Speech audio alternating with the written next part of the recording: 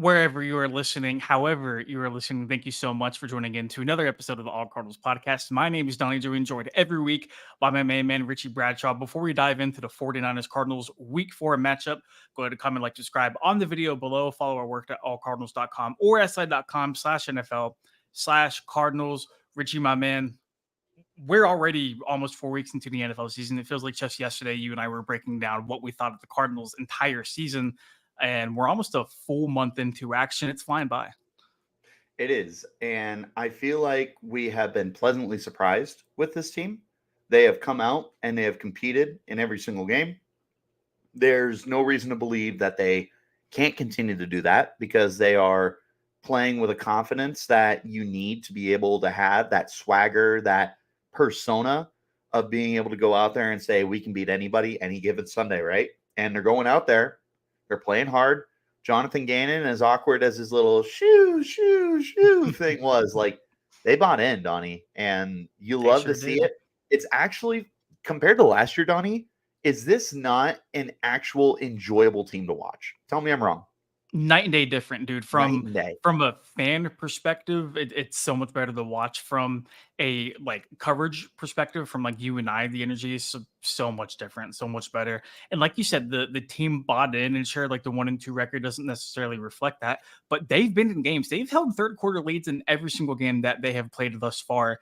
They've done a very, very good job with just They could be 3 competing. 0. And right, you can make a very good argument that if they do have Kyler Murray, they are 3-0. But if and buts were candy nuts, we'd all have a wonderful Christmas. Moving forward to week 4, they have quite the task at hand with the San Francisco 49ers, the 3-0. They're one of 3 undefeated teams, right? So you got them, the Eagles, and Miami. I think that's the 3. I don't think Regardless of there's any more. how many undefeated teams there are, they're still a phenomenal squad that the Cardinals are going to have to deal with for the foreseeable future. This is the official injury report sent out by the Cardinals today. 2 names we already kind of figured would be out for the matchup: Jonathan Ledbetter and Josh Woods. Didn't play last week. None of them practiced throughout the week this week. Richie, where I get a little bit concerned is backup inside linebacker Chris Barnes is already questionable. He did practice Thursday and Friday, so that is a bit of good news. But if you get down 2 inside linebackers, especially against the 49ers offense that just seems to be firing on all cylinders, we'll talk a little bit about that later, but definitely not going to be great. Marquise Brown, questionable with a thumb injury. And then Paris Johnson, a late addition to the injury report, limited today, still practice with an ankle injury. He's been playing so well, but if he does not go, Kelvin Beachum was taken off the injury report. He will be healthy on Sunday. If he is needed, he can start. Zaven Collins, who got poked in the eye, will be good to go. And then James Conner, who has played up to this point through the season, just being able to push through that. And he's the main cog of the Cardinals offense. I mean, it clearly goes through him. Night and day difference without him. And like my man Damien said in the chat right now, if Marquise Brown, Paris Johnson don't play, does that eliminate our chances of winning? They're already kind of small, Damien. I'm not gonna try to sell a ketchup popsicle to a woman and wear white gloves. It's already kind of small. Without Paris, you kind of take a big hit there. Marquise Brown, I do like Michael Wilson to step up. Rondell Moore, we saw what he could do last week.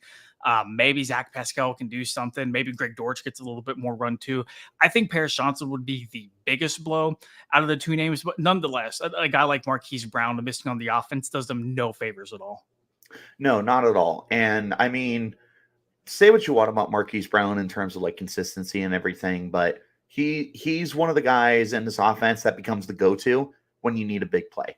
He is more than capable of coming up with it. You know, me and you joke, me and my dad joke, me and some of our buddies joke and family joke.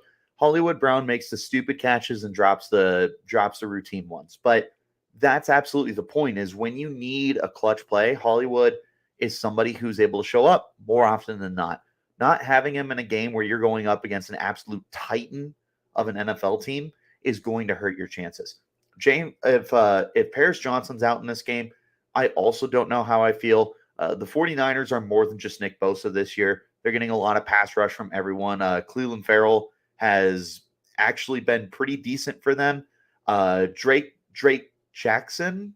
Mm-hmm. Jackson. Yes, Drake Jackson leads them in sacks with 3. and they got a killer secondary, man. Charvarius Ward, Diamonder, Lamore. Hargrave right next to Bosa on the defensive line. You can make an argument that's the best like trench trio in the NFL. Yes. And then that stack secondary, Talon Hafunga. You got the best linebacker duo in football with Dre Greenlaw and Fred Warner. Like the defense is near flawless. So to be down a offensive lineman who has shown to be everything that you wanted him to be, and your number one receiver that's not named Michael Wilson is very, very much placing yourself behind the eight ball in this game. So Damian, it doesn't eliminate them, but you go from 1% chance to win to like a 0.5%. Yeah. That's a lot. That's a lot indeed. Moving over to the 49ers side of the injury report. Juwan Jennings, doubtful. I want to circle back to him in just a second. 4 49ers are going to be questionable. Demetrius Flanagan fouls. Dre Greenlaw, who you just brought up. Elijah Mitchell, a surprise addition today. DNP with a knee injury on Friday. Deebo Samuel, questionable, but we kind of figured he was going to be questionable throughout the week after his ribs and apparently knee injury this week too kind of brought him back down a little bit. But good news for them. Brandon Ayuk, Ambry Thomas, and Trent Williams all off the injury report and good to go. I do want to wrap back to Juwan Jennings because, Richie, you think Juwan Jennings would have been a very serious problem for the Arizona Cardinals. Donnie, I try to avoid saying this as much as I can because it is very much overused. But he's got that dog in him. Oof. Exactly. Juwan Jennings may not be a 1,000-yard receiver. He may not be a 10-touchdown guy. He may not be a 100-catch guy. But he's somebody that when you go against him, you better get strapped in for 60 minutes. Because he is a lot to handle. He's a big physical player. He is somebody who really just knows how to take advantage of the length he has as a 6'3" receiver. I thought he was 6'4". ESPN says 6'3". But bottom line, Donnie, this is a guy.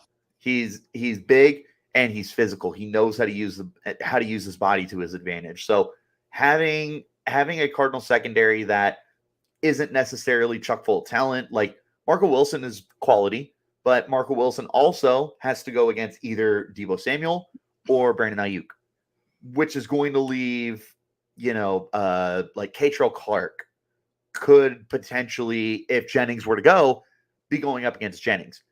That is a massive, massive mismatch. So if Jennings is not good to go, this is really, really good news for the Cardinals.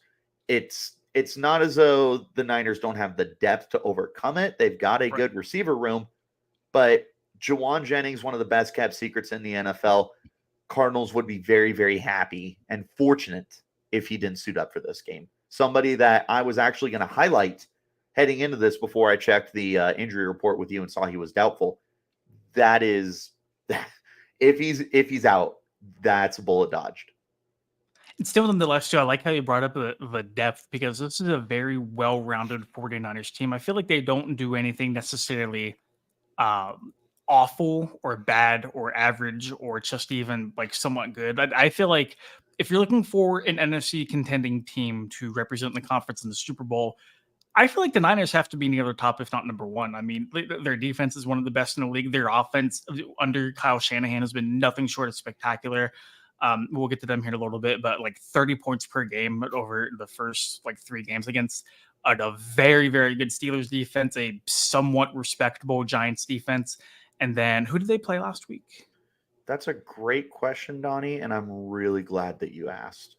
Anyways, they played the Giants last week. They played the Rams in week 2. The Rams. I mean, the Rams don't have They're playing better than they should.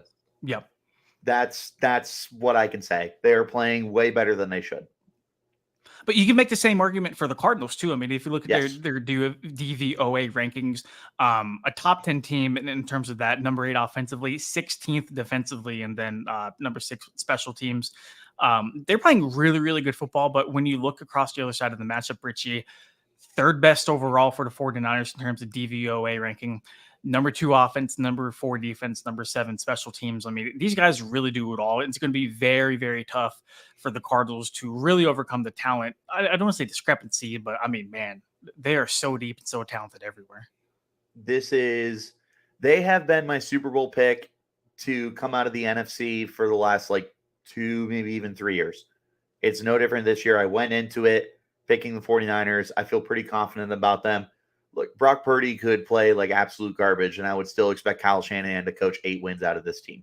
But the fact of the matter is they're playing very good football with Brock Purdy. He's not turning the ball over. He's being efficient. And they got Christian McCaffrey, who's legitimately playing like an MVP candidate right now. He's on pace to rush for 2,000 yards. He is on pace for uh, right right at maybe a little under 20 touchdowns. Like he's a freaking beast. He is everything and a bag of peanuts for this team. They've got George Kittle, who plays good football. They've got Deebo Samuel, Brandon Ayuk. They have a good offensive line, and that defense. The defense is so good, Donnie. They've got everything that they need to be a legitimate Super Bowl contender, and I believe that this is absolutely the team that they were advertised to be. They're the team that I believe they're going to be. Yeah, I don't want to brag about the 49ers on a Cardinals podcast, but they're pretty good. I mean, no, we're evaluating the matchup, right? And I feel like when you look at the 49ers, I mean, they are deservingly talked about as one of the best teams in the NFL. They've showed very little signs of slowing down or any weaknesses. And so long as they stay healthy, I mean, you really do have to like your chances of making a deep push in the postseason. Back to the whole Christian McCaffrey thing. Did you watch Friday Night Lights, like the movie? Buddy, you can yell at me. I know. I apologize. I have not. Okay. I was expecting a worse reaction. I'll take it. There's because we're live. There's a scene where Chick-fil-A Booby sauce? Miles, we're getting to that. Don't worry. There's a scene where Booby Miles, the running back in Friday Night Lights, he's practicing and he has his grandpa in the stands. His grandpa's talking about him, and he's like, he can run the ball inside, outside. He's like, he'll walk the dog and paint the fence. And then right as he says that, Booby Miles drops like a 50-yard bomb on a halfback pass. And he turns out and he says, and he can pass. And I feel like it's Christian McCaffrey. Like Christian McCaffrey does everything so well. It's really hard to defend him. Such a very, very good acquisition by the 49ers, and heading into a Cardinals defense that is already down one starting linebacker, could potentially be down a second starting inside linebacker with another defensive lineman already out. Buda Baker's on injured reserve. LJ Collier was placed on injured reserve too. I mean, there's a lot working against the Cardinals defense, who already statistically heading into this game wasn't exactly playing up to the level that maybe Jonathan Gannon and Nick Rallis would have liked to be. But on the positive side, though, they have been able to get after the quarterback. Maybe you rattle Brock Purdy, maybe not. But you look at McCaffrey, you look at Kittle, Deebo, Ayuk. Somebody's going to be open. That's the problem, Donnie. Someone's going to be open.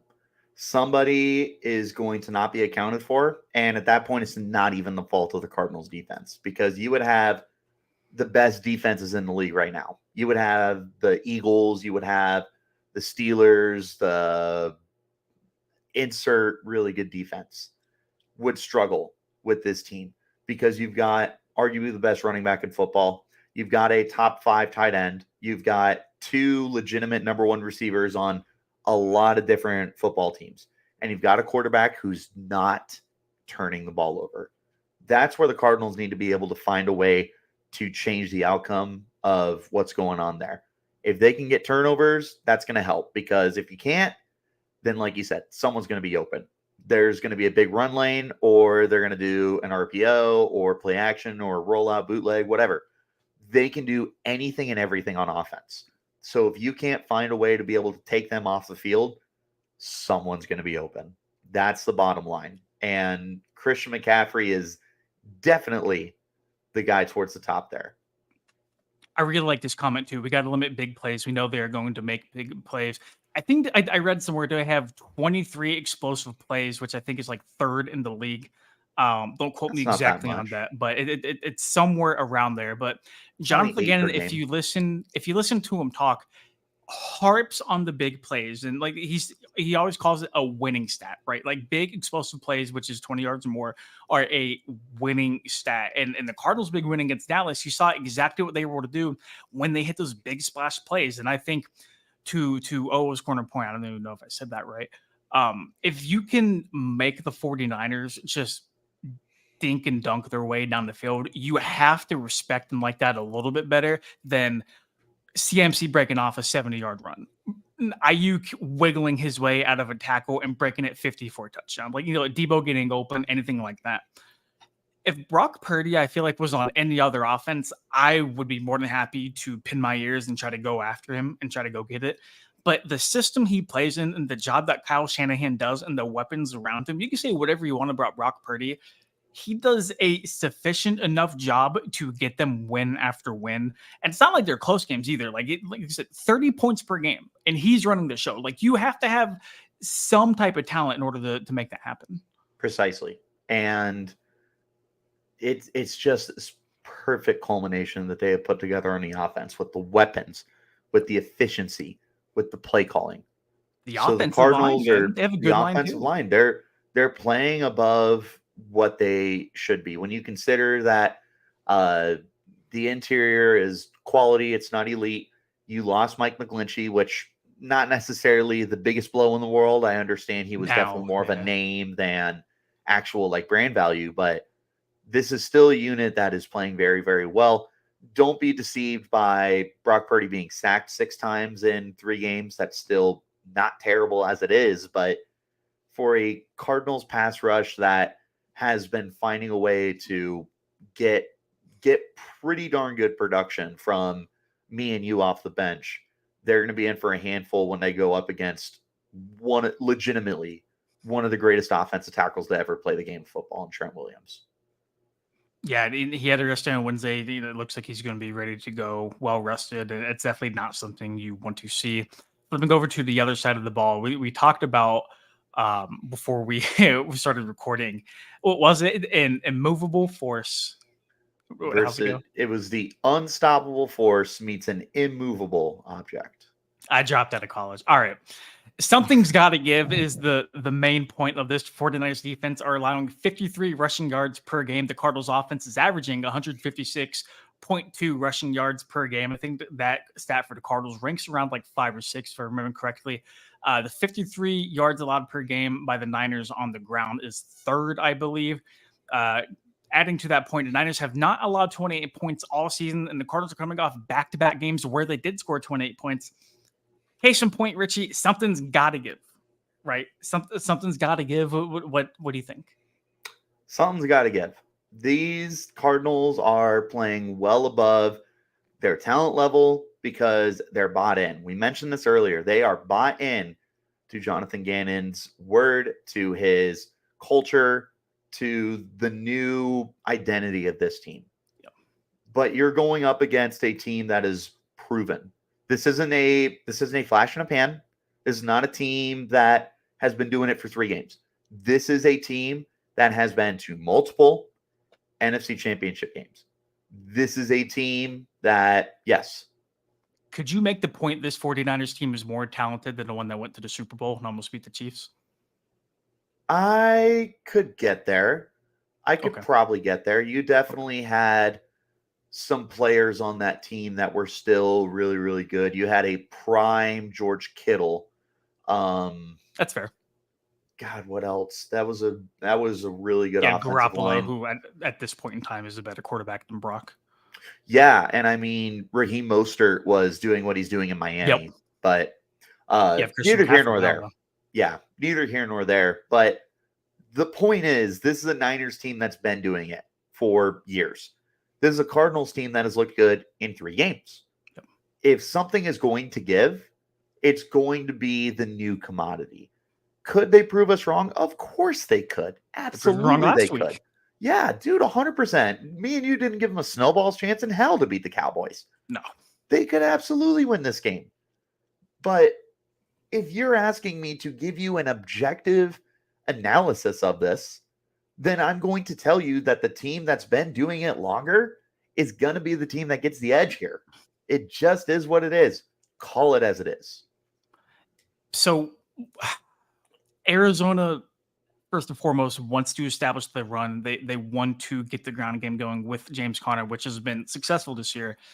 But you are going against a 49ers defense that would love and has proven the ability to shut running backs down and force their quarterback to win you a game. Josh Dobbs, to his credit, has improved week after week, right? He's finally got his feet settled in. He's not checking down 2 or 3 yards every single play. He's pushing the ball downfield. He looks more confident as time goes on, which I think is good. And there's still a couple weeks removed from whenever Kyler is getting around that time, to where he could possibly come back. But for now, this is Josh Dobbs' team. And to his credit, they've looked better by the week. And you hope that can improve in San Francisco. I'm just not sure if you put the game on Dobbs' shoulders right now, he's going to win it, especially with Marquise Brown questionable, especially with Paris Johnson questionable. There's just so much working against that train of thought right now. I'm not willing to commit myself to it. No, and it wouldn't be a fair expectation either. Josh Dobbs just won his first NFL game. We can't expect him to come out here and win his second NFL game against, the second number one defense that he's going to face, because Dallas was a very, very, very good defense, and he was able to pull off the upset. There is tape on him. The 49ers know what to expect. They're not going to get caught off guard. They're not going to get caught looking ahead. They've had a week and a half to prepare because they played Thursday Night Football last we saw them. If Josh Dobbs pulled this off and gets a win, I'm serious. I am absolutely serious. Start an MVP conversation for a dude that is able to take down two of the best teams in the league, depending on how he plays too. Depending on how he plays. If he doesn't score a touchdown, then no. But if he plays like he did last week, look at what he's doing for this team, Donnie. Look at what he is finding ways to do. Call me crazy, especially considering they're probably not going to win this game. But if they do, depending on how he plays, we can start a dialogue. I can say, what do you think? And you can go, probably not. And I go, okay, that's fair. We can start there. Sure. We can start there. I'm not dying on that hill. One thing that just popped in my head, Arizona's first three opponents were NFC East teams, right? I mean, Washington, New York, Dallas.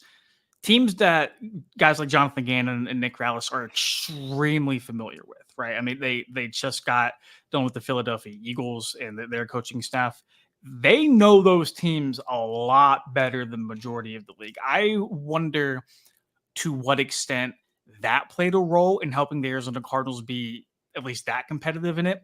This is the first test outside of those NFC East boundaries, right? I'm so curious to see what the game plan looks like, and I'm really curious to see how they perform against a team where they don't have a lot of, not inside knowledge, but like familiarity, right? I mean, like, familiarity is such a big thing in the NFL because that's why divisional games are so close. And that's why the first three games for the Arizona Cardinals were so close despite the 1-2 start.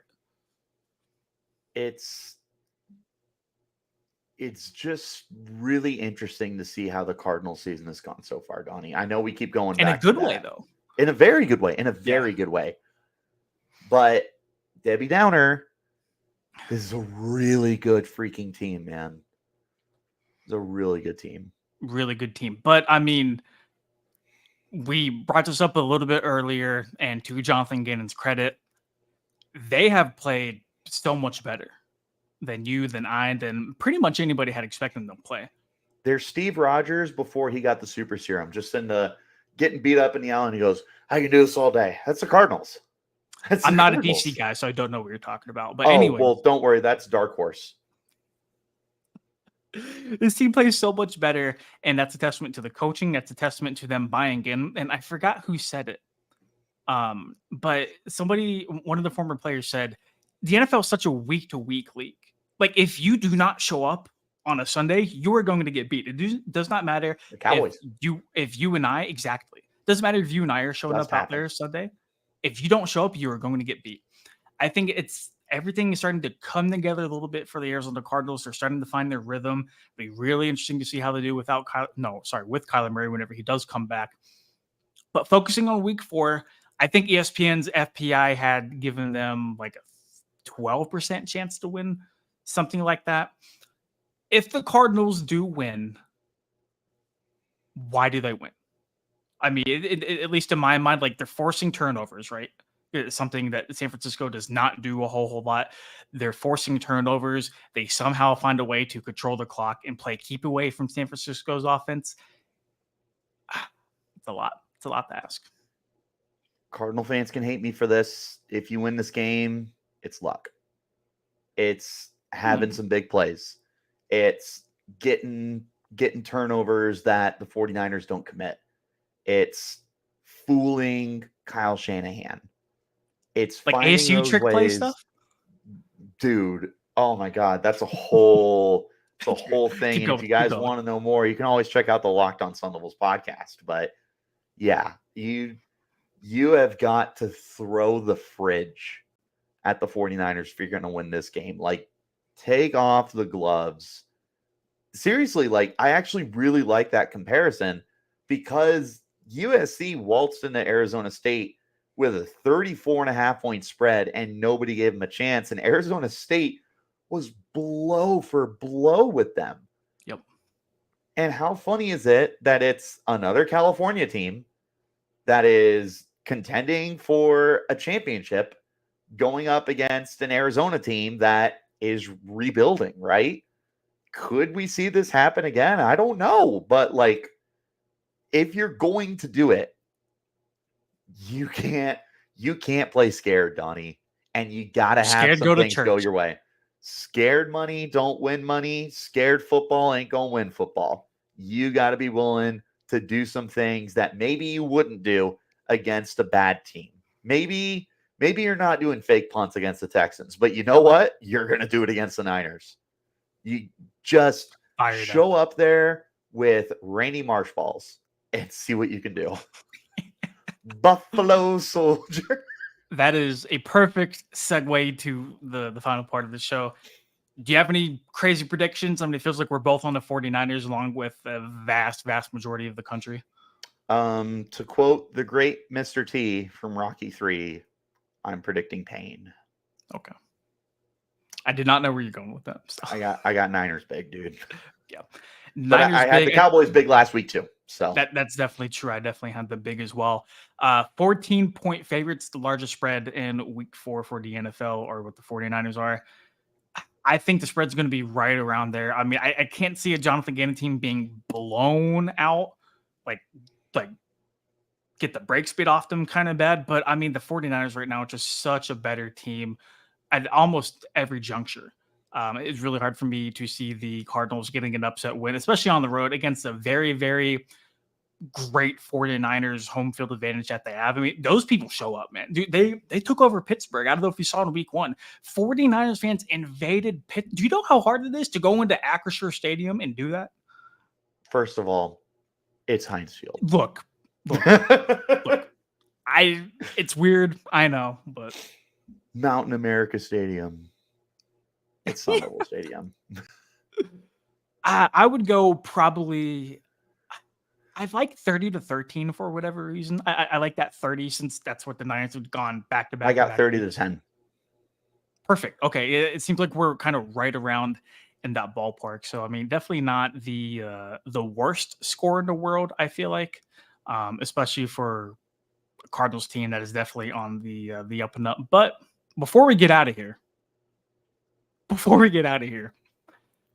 what is your beef with Chick-fil-A sauce? I don't have beef with Chick-fil-A sauce. It's just overrated. It's not that great, man. Okay. I normally do a top 5 Friday on Twitter, where I just give my opinion on top 5, terrible whatever. takes. Yeah, thank you. Consistently this terrible. Week I did. Nobody asked. This week I did sauces for chicken nuggets. No one asked for your stupid top 5. And I still do it. Congrats. I still do it. And I comment on them every week. Good. Chick-fil-A sauce, Cane's sweet and sour ranch barbecue. Those are my top 5. I don't know what your top 5 looks like because I'm bold enough to put it out there for the World Wide Web to see. Putting me on the spot. Honey mustard's number 1 for sure. Honey mustard. Honey mustard's good, not top 5 though. Okay, go ahead. Sorry. It's some order of honey mustard, barbecue, ranch. Goodness gracious. A sweet and sour is good. Cane sauce is a good option. I feel like there's some that I'm kind of sleeping on. but cane sauce is really, really safe. It sounds You like we dip have the everything same into cane list. sauce. It sounds like we have the same list. I just don't have honey mustard on there. I wouldn't. Ketchup is really safe, but I feel like I could come up with something. Like, you put me on the spot. Can I have a minute to think about this? No. Are you like a spicy ketchup person from Whataburger? Yes, I am. Oh, I actually, gosh. I ask for extra, and then what I don't use sits in my fridge. Do you not like it? Whataburger is crazy overrated. Crazy overrated. So I really like Whataburger. I won't call it the best burger in the world, like my brother-in-law will. I know he's not listening, but if for some reason you are listening, your Vikings suck and your taste in burger sucks, because In-N-Out is superior in every way. I would agree. See, There I you would go. agree. Let's end it on that. Let's Okay. end being friends. Give us your burger takes in the comment section below. What sauces do you like? Do you think Whataburger is overrated? And what's your opinion on spicy ketchup? But until then, we'll give you more Arizona Cardinals opinions after their Week 4 matchup against the San Francisco 49ers. Before we get out of here, follow Richie on Twitter at RichieBrads36. Follow me on Twitter at Donnie Drew. And Richie Bradshaw has something so urgent he needs to say. I Go ahead. do. Make sure, if you guys aren't following along with the content, that you follow along starting now, especially because if you're a draft fan, next draft piece is coming out early next week. We're doing quarterly mocks. Let's go. Brand new mock coming out. Fire Who's up. going to have the number 1 pick? Where are the Cardinals picking? Who gets Caleb Williams? Who gets Caleb Williams? I guess we got to tune in to allcardinals.com or sn.com/NFL/Cardinals to find out. Next episode of Dragon Ball Z. Yeah. Until then, we'll catch you guys. Thanks for all the interaction.